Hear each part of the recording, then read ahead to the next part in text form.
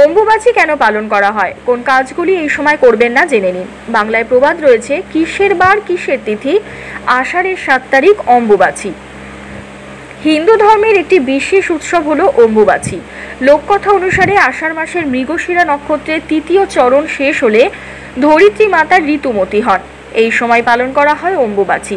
আমরাও জানি, কোনো নারী রজস্বলা হলে তখন তিনি সন্তান ধারণের উপযুক্ত হন। ঠিক তেমনি মনে করা হয় বর্ষার আগমনে ধরিত্রী মাতা রজস্বলা হন। এরপরই ফুলে ফলে ভরে যায় পৃথিবী।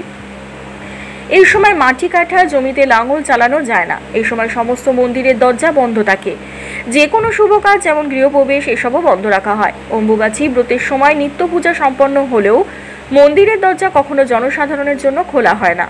আঞ্চলিক ভাষায় অম্বুবাচীর হরেক নাম রয়েছে, যেমন ভারতের কিছু জায়গায় অমাবতী বলেও পরিচিত এই উৎসব। আবার একাধিক স্থানে এই উৎসব রজ উৎসব নামেও পালিত হয়।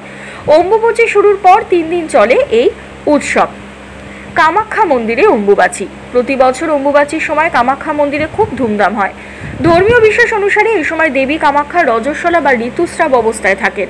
প্রসঙ্গত 51 সতীপীঠের অন্যতম হল অসমের কামাখ্যা, যেখানে মাতা সতীর যোনি রয়েছে বলে ভক্তদের বিশ্বাস। কথিত আছে, যখন দেবীর এই দিন থেকে ঋতুস্রাব শুরু হয়, সেই দিন থেকে গর্ভগৃহের দরজা আপনা আপনি বন্ধ হয়ে যায়। এই সময় কাউকে ভিতরে গিয়ে দর্শন করতে দেওয়া হয় না। রজস্বলা শেষে দেবীকে স্নান করিয়ে সাজিয়ে তারপর মন্দিরের দরজা খুলে দেওয়ার রীতি রয়েছে। ভক্তদের বিশ্বাস, অম্বুবাচীর 4র্থ দিনে দেবী কামাখ্যা দর্শন করলে ভক্তরা সকল প্রকার পাপ থেকে মুক্তি লাভ করেন। অম্বুবাচীর ব্রত পালনের কিছু বিশেষ নিয়ম। 1. অম্বুবাচী চলাকালীন বিভিন্ন মন্দির ও বাড়ির ঠাকুর ঘরের মাতৃশক্তি যেমন কালী, দুর্গা, জগদ্ধাত্রী, বিপত্তারিণী, শীতলা, চণ্ডীর প্রতিমা বা ছবি লাল কাপড় দিয়ে ঢেকে দেওয়া উচিত। অম্বুবাচী শেষ হওয়ার পর দেবীর আসন পাল্টে নিন, তারপর স্নান করিয়ে পুজো শুরু করতে পারেন। 2. অম্বুবাচী চলাকালীন পুজো করার সময় মন্ত্রপাঠ করা উচিত না, শুধুমাত্র ধূপ ও প্রদীপ জ্বালিয়ে প্রণাম করতে হয়।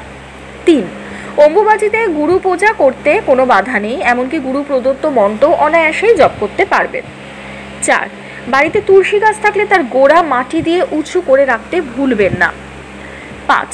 কোনো শুভ কাজ এই কয়েকদিনই নিষিদ্ধ থাকে, এমনকি কৃষিকাজ বন্ধ রাখা হয়। অম্বুবাচীর 3 দিন পর ফের কোনো মাঙ্গলিক অনুষ্ঠান ও চাষাবাদ শুরু করা হয়। 7. প্রচলিত বিশ্বাস অনুযায়ী ঋতুকালে মেয়েরা অশুচি থাকেন। একইভাবে মনে করা হয় পৃথিবীও এই সময়কালে অশুচি থাকে। সেজন্য এই 3 দিন ব্রহ্মচারী, সাধু, সন্ন্যাসী, যোগী পুরুষ এবং বিধবা মহিলারা অশুচি পৃথিবীর ওপর আগুনের রান্না করে কিছু খান না। বিভিন্ন ফলমূল খেয়ে 3 দিন কাটাতে হয়। ধন্যবাদ।